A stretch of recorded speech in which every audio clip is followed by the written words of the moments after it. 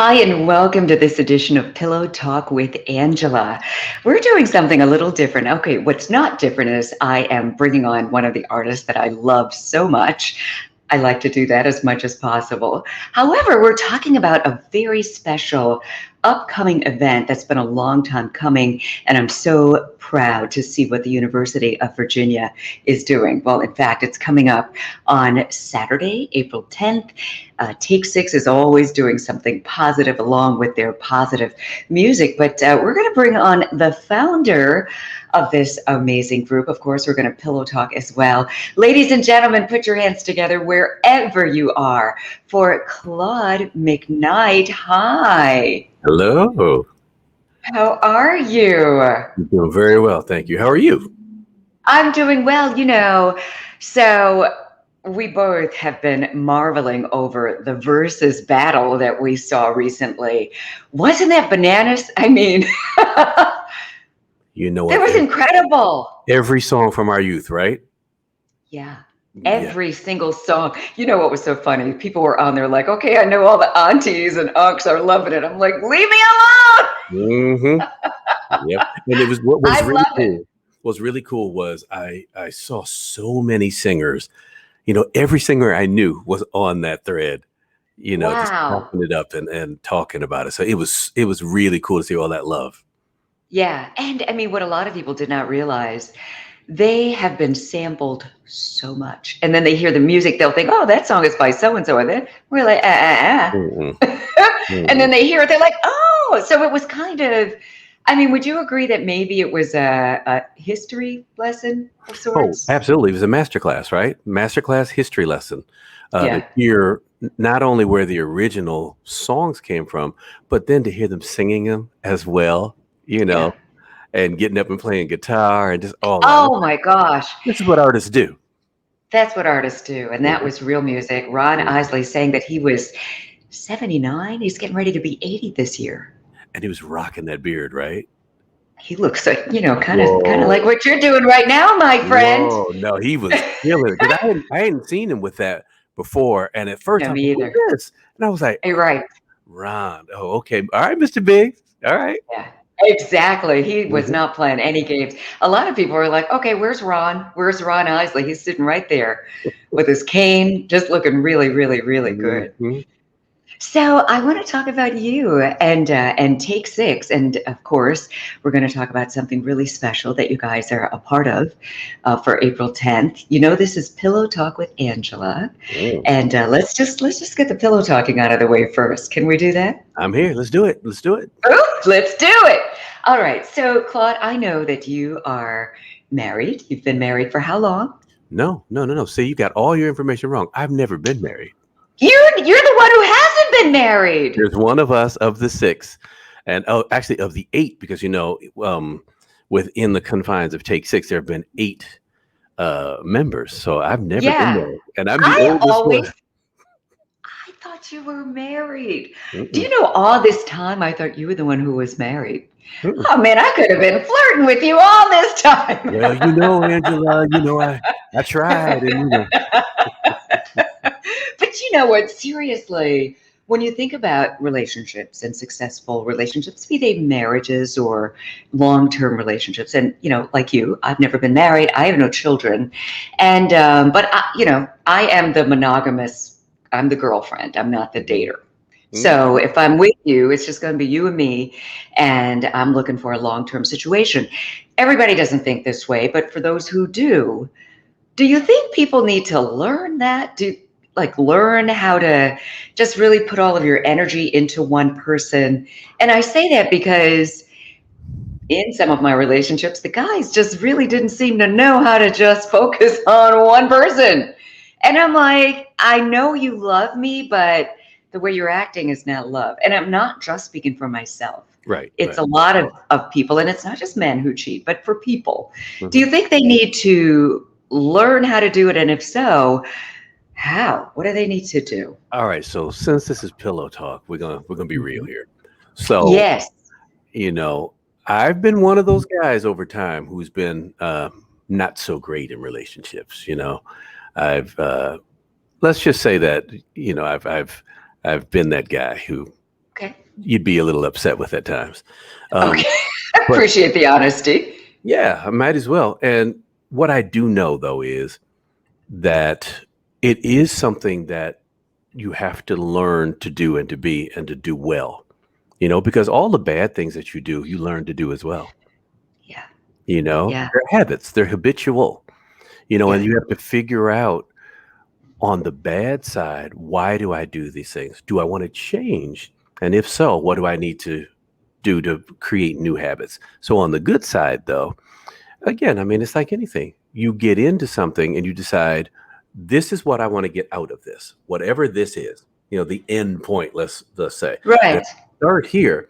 Well, to get there, there's a road, and you try to do the things that move you closer to that, so you can stay Mm. here on that road. If you do all this other stuff of going side roads and all that kind of stuff, it's not going Right. to get you here. I can Right. guarantee you that from someone Yeah. who has taken the other circuitous route, you know? Right. Right. So Yeah. yeah, I do think it's something that you have to work on. And, relationships are always in flux. You can be in love one day or you can be in love the whole time. That doesn't mean you like that person today, but there has to be a Mm. respect factor underneath everything that allows you to say, you know what? I may not be feeling it quite the way I was 2 weeks ago, but I want to get here. And to get here, Mm. I got to figure out the right things to do and the right ways to massage this, not in a way that is not genuine, but in a way Right. that both people can come together and feel, you know what, this is working for us. Yeah. I love this. I love this so much. I mean, what you're talking about is approaching it just like you would approach anything that you want to Hmm. achieve.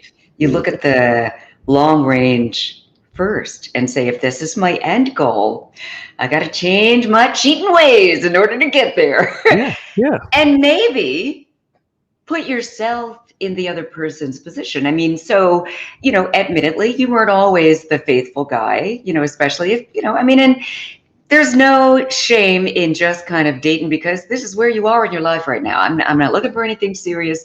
Maybe you just want to, hang out and just, play and just, get to know some people, but and keep it moving, not necessarily settle in. But if you decide that you want to settle in, have you ever been in a situation where you're like, wow, I can see myself doing this. And maybe she didn't. She was kind of out there and kind of flipped it on you. You ever have Well, that? okay, that's a great question. I have had that. Not I think that relationships can be tricky in the sense that you may be feeling someone in any given time or season, and maybe they're not feeling you. Yeah. You know, and so you're like, wait a minute, but I want to be with you. And they're like, Oh, right, true. and they're like, no, no, not you, and not now. And you're like, wait, Yeah. what just happened? you know. Right. Yeah. And you said something really key. Not now, because Yeah. oftentimes, and so I have been engaged before, and I've said it on this platform so people know, but it wasn't the right person because the timing wasn't right for them. They were with me, and maybe I was the type of woman they could see themselves marrying. But the timing wasn't right because if you're cheating, that means you're not ready for marriage. And so I'm like, Mm. okay, no, I do not want a marriage like this. However, I have had other girlfriends who were kind of feeling like, God, I'm so ready, and this is the person I want to marry. And they had a good relationship. The guy ends up leaving them. He said, he didn't want to be married, but ends up leaving him and marries the next person he's with. Do you think Mm. that's kind of a timing situation, or maybe she just wasn't the one? Ooh, man, that kind of Because sermon you people preached here say, today. I'm saying, because they say, if he's not ready, it's just doesn't matter who you are, it's not going to happen. But once he is, I think that, and this might sound, hooey.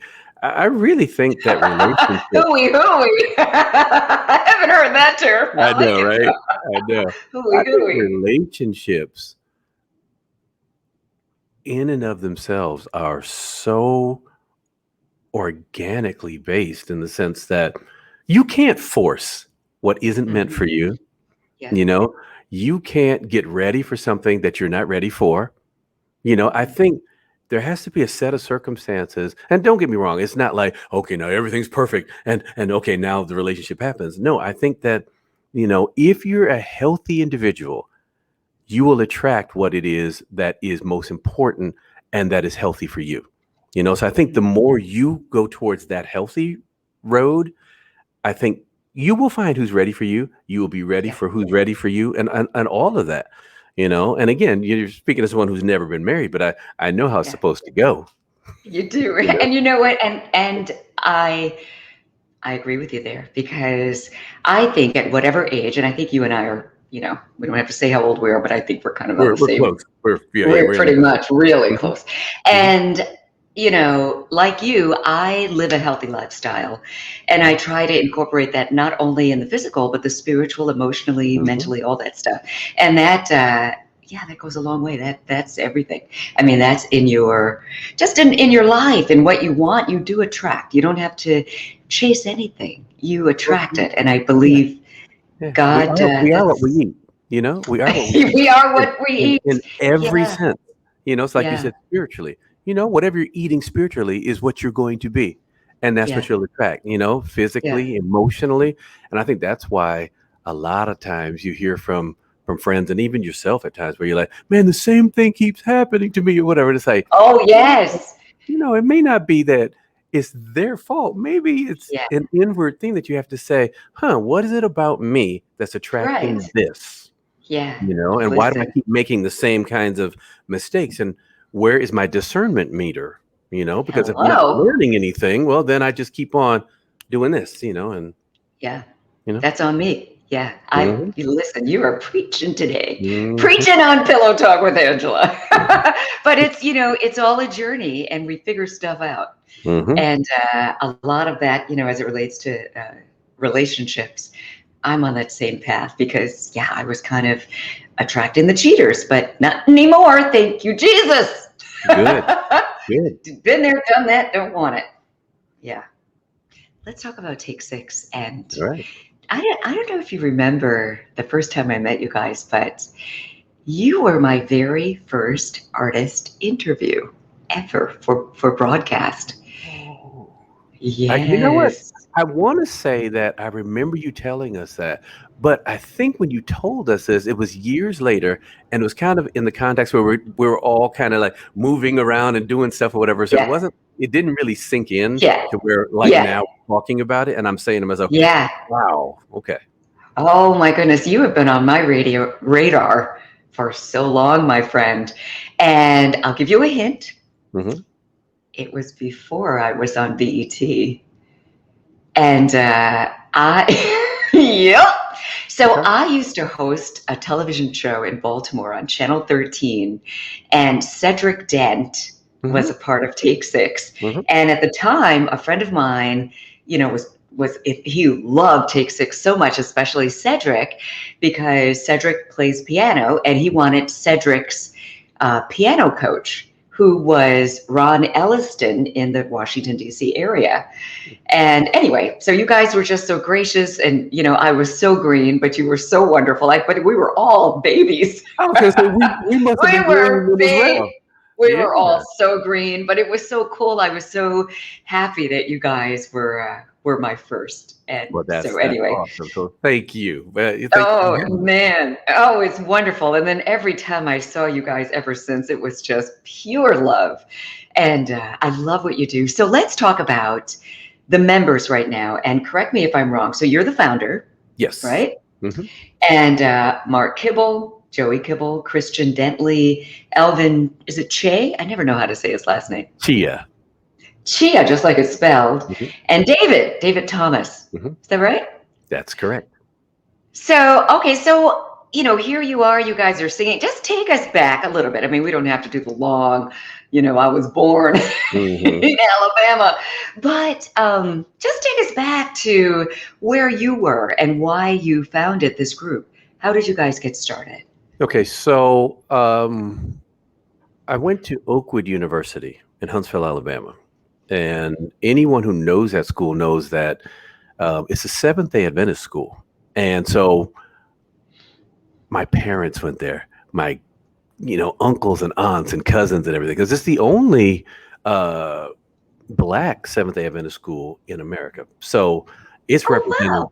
by like many countries around the world. So, people of color go to that school, but it also has a very, very rich heritage of a cappella groups for whatever reason.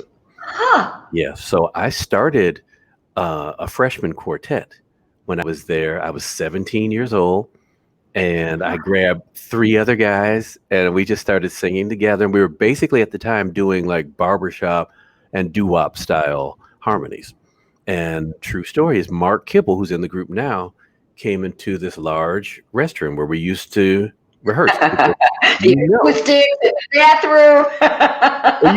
you always sound good in the bathroom. You So know, good. yeah, yeah. So he added a fifth part, started arranging for the group. Then we added Mervyn Warren, who was one of the original, six. He was actually the sixth member. And from there, we just kept going on because, again, because there was this rich heritage of groups, we wanted to be different from everyone else. Yeah. So I think at the time we were the only sextet on campus. And that allowed us to do some of the jazz chords and stylings that we are most famous for or infamous for. So, Oh, I yeah. mean, that's how it started. Oh, I love it. And then the name Six, was that kind of an homage to the song Take Five, Dave Brubeck's? Absolutely. Yeah. So originally we were the Gentlemen's Estates Quartet. Say what? Yeah. Yeah. I love it. Because that The because that was Gentleman's yeah, State that was Quartet. the name of the freshman housing. So I just Okay. decided that would be the name of the group. And then we became Alliance. And when we Okay. got our very first deal in 1987 with Warner Brothers, another group had a trademark on the name Alliance. So we sat in a room and democratically, voted on all these names. And Take Six was the one that had the most yes votes. We probably had four of the six guys who liked it. And yes, it was definitely an homage to Take Five, the Dave Brubeck thing. Oh, yeah. Oh, it's great. It's perfect. Absolutely perfect. And here you are, 10 Grammys later, 10 Dove Awards later. I had to write this down so I didn't forget anything. Two NAACP Image Awards, could be more by now, Soul Train Award, and more. You know, and you're continuing to strive. In fact, so many people, when they knew that I got to talk to you on Pillow Talk tonight, they're like, oh my God, I love them. I love Take Six. Harold Good, who manages or is the business manager of Marcus Miller, he's like, oh my God, those are my guys right there. Everybody loves you. And you're always so positive. And for me, it's hard to even describe, or put you in a genre. I mean, some would say jazz, some would say gospel, Christian, some would say pop. And what would you say? All of that? Well, it's all of that, but I think more than anything, we're a vocal group. And what I mean by that is everything is vocally driven. So if we decide Mm-hmm. to do R&B today, or we decide to do jazz or gospel or whatever, you always know it's Take Six because it's the vocals that are the driving factor. And interestingly enough, we've done a couple of projects where we kind of changed the mix up a little bit in the sense that arrangement wise, we had more instruments than vocals. And even for us, I was like, well, that doesn't sound like us. Right. Yeah. So we know who we are, and it's a vocal group. And so all Yeah, the other genres are almost immaterial for us. I love it. Yeah. A lot of people say the whole Manhattan transfer thing. Did they have an influence on you guys becoming, just a vocal group, or was it the school that you ended up going to? It's a little bit of Any both. influence? Okay. Yeah, and more. We all pretty much grew up listening to the Manhattan Transfer, Mm-hmm. especially some of their obviously more vocally driven things. But also, there's a group that I want people to look up. They were Naturally Seven. no, they came after us. Oh, I They came know. after Oh, us. you Yeah, yeah, okay? yeah. Let me No, let no, you no. tell it. But One they're of our awesome too. oh yes, yeah, You guys absolutely. inspire them so much, and they're not afraid to tell everybody that. Yeah, they're The first really time I good saw good them friends on of ours. stage, they were like, "Oh my God!" They were so inspired by Take Six, and you could tell. You could tell. Yeah, the cool thing about them is they figured out for them what works well. And what I mean by Hmm. that is, there have been other groups who cite us as influences. And so they end up doing what we do and then kind of taking it in a slightly different direction. I think Naturally Seven like what we do, but decided that they would uniquely be themselves. I Yeah, think that that's what it you works. always want to do. Yeah, Yeah, yeah. yeah, But what I was going to say to your yeah. list Who are you gonna say? is there's a group that if you're an a cappella vocalist, you have to know these people. I mean, they've come and gone. I think there's only one member that's still living, but they were called the Singers Unlimited, and they were put together by a gentleman named Gene Perling. And Gene Perling was the brain behind a group in the 50s called the Hi-Lo's.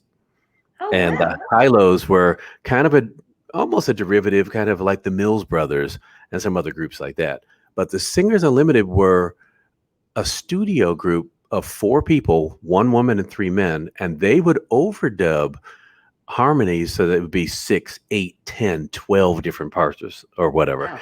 And they have some of the most amazing arrangements ever. Wow. Yeah. That sounds incredible. Hmm. Okay, we'll be doing our research. Thank you. There you go. All right, so Claude, tell me about what you're doing for the University of Virginia. What is Take Six doing? That's coming up. That's going to be on April 10th. April 10th. And the Idea Fund, I absolutely love this so much. It's the monument. It's going to be it's history in the making right now, but they're honoring history. So tell us about that and your involvement. Well, we were asked to do this well over a year or so ago, but things have been so crazy in the past year that, Yeah. you couldn't really make things happen. And so we know that it's happening finally. So we are doing a virtual concert. So it's to help raise funds and to be a part of that.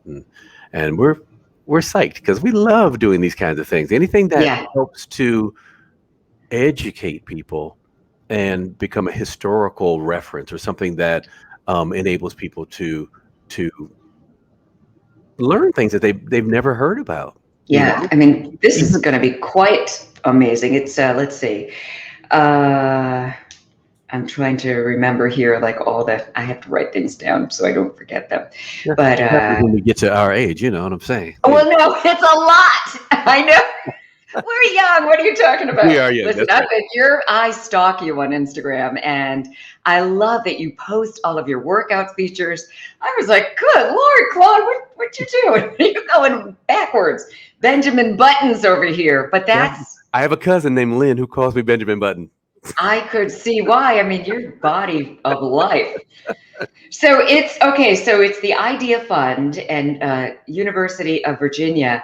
They're basically establishing an on-campus memorial to enslaved laborers that the university is going to dedicate on April 10th at 11 a.m. And then there's a concert honoring the memorial to enslaved laborers to enhance the whole dedication. That's going to happen 7 o'clock on April 10th, featuring, of course, the Grammy Award and Dove Award and NAACP Award and all those other award winning Take Six. See, got it all out. But yeah, that's so incredible.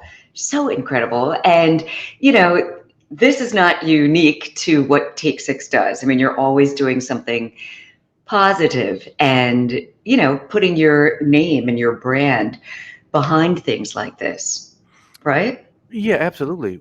Our very first single is called Spread Love. And yes. we've used that as a mantra for 33, 34 years or so, that everything we do, we want it to be able to come back to us as a spread love situation. So we put that out there. Spread love. If you can spread love, you can, man, it'll take care of a multitude of sins. Yeah, that's so, so true. Thank you so much. I just love everything that you guys are doing. Oh, wait a minute. Shout out what you're working on now. Your latest, is it still Iconic or is there something after that? What is your latest music? So we are presently talking about what the next thing will be. Good. We're doing some things that will be education based. So we're working on that, which will be very cool. Some masterclass type situations. Ooh. Yeah, and people have been asking for this from us for a long time. In fact, we do Yeah. a lot of master classes Do in person. you? Oh yeah. Ah, because listen, stop right there. Vocally, you are a beast. And you all are, everyone in your group. I mean, the things that you're able to accomplish with your voice is just, it's supernatural Yeah, for real. thank you. Seriously. And that is from the heart and from just paying attention. So I'm so happy to hear that you coach and that you're all doing the master classes. So can you just tell us, like right now, before this comes out, for people who are interested in just getting on board and learning some things from you and the other members of Take Six. How do they do it? Okay, well, personally, I coach vocals and been doing so for about 7 years now. Um, and the emphasis is on style, not technique. Now, I can coach and teach technique as well, but what's been most important for me is helping people realize what is unique about their voices and about their own psychology of music. So I help coach people through that, and that's been Interesting. a really, really awe-inspiring thing for me to be able to help people out of their shells or Yeah. past nervousness or have them understand that they don't have to try to sound like this person over here. Mhm. Just be yourself. So it's a way of me Right. helping them become their own unique self. So you can reach me, on Instagram or Facebook Good. or the Take Six website, which is www.take6.com. And for Take Six, our master classes will be available on our website, which I just Good. mentioned. And you Good. can keep in touch with us at Take Six Official on Instagram, YouTube, and Facebook and Twitter. I love it. Well, you know what? I might be hitting you up just for some vocal Come on, man. techniques as well. I mean, you Come can always learn something new. And who better to learn it from than you and your brothers, your Take Six brothers? Now, Claude, I know one of the times I saw you, I had to let you know you're from my hometown, or I'm from your hometown. We're Buffalo, New York babies. on. So here's the Yes. thing. I was born in Brooklyn, but we Oh, spent, yeah. My brother Brian was born in Buffalo. it's Brian, and I Yeah, never let him yeah, forget yeah, that yeah, either. yeah, yeah. I mix you guys up all the time, No, it was as you can cool. tell. Well, yeah. My mom used to do that too with all of us, all four of us. She'd be like, "Come on, Come here, Uncle Brian Brian." I'm Claude. like, "Wait, what? What?" Mothers do that. My mom used to Yeah, do that too with my sisters. We're like, okay, at the mhm, end, it's going to be who she really wants. yeah, exactly. But the That Buffalo last connection, name. yeah, the Buffalo connection is strong though because a lot of my formative years were in Buffalo. So I went to elementary, junior high, and high school in Buffalo. Okay, so we did the Mhm. same thing. Yeah. I left to go to college and never moved back. But yeah, formative hmm years there. hmm Those were some cold. I mean, it wasn't until I started traveling that I realized this is not normal. I'm never moving back from Yeah. school. The weather. Yeah. So we left after the blizzard of 77. Oh yeah, yeah. That was a big one. And we moved to Oh, Orlando, Florida. oh yeah. You're like, you know what? We hmm had some good years in Buffalo, but hmm hmm Well, you've made us very proud. You've made the hometown. Even though you're born in Brooklyn, I'm still gonna say you're from Buffalo as far as I'm Oh, concerned. I claim Buffalo. Don't get me wrong. Thank you. Oh It's yeah. funny. The first time I had the opportunity to interview Grover Washington Jr., first thing out of my mouth, I was like, okay, Grover, yeah, nice to meet you. However, I need to know why you always claim Philadelphia and you're from Buffalo. He goes, no, wait. I'm from Buffalo. I never said I was from Philly. Everybody claims me in Philly, but I've never said that. So every time I saw him, ever since then, he's like, hmm hey, hometown. hmm Hey, hmm homegirl. But a lot of really great talent has come out of Yeah. there. Spyro Gyro's from Oh, Buffalo. yeah. Yeah. Um, Obviously Grover, Brian. Man, I'm trying Rick to think. James, Rick James. Yeah. Frankie Crocker. I mean, so many. Yeah. Wolf Blitzer, who's on CNN, a lot of hmm broadcasters. Dave, what hmm was Dave Russert, who passed away from CNN. Just, I mean, so many people. hmm Gary Bird, hmm uh, Gary Bledsoe. I mean, So many. And this is just a small part of the list. Yeah. I need to write that down. So the next time we have this conversation, I'll just Yeah. bring my list. Mhm. But so proud of you. Just really you. proud of everything that you're doing. Keep on going. And can't wait till you do your thing on April 10th. And yeah, that's amazing. Yet another one of the amazing ways that you've given back. Shout out your Instagram one more time before we say goodnight to you. So for my personal Instagram, Yes. Claudie Mac, CLAUDIEMAC. Okay, there That's you how you can go. reach me there, or Claude McKnight on Facebook, and Claudie Mac on Twitter. All right. That sounds wonderful. Thank you so much for joining us on Pillow Talk with Angela. I hope everybody pays attention to what you said about the relationships. Good stuff.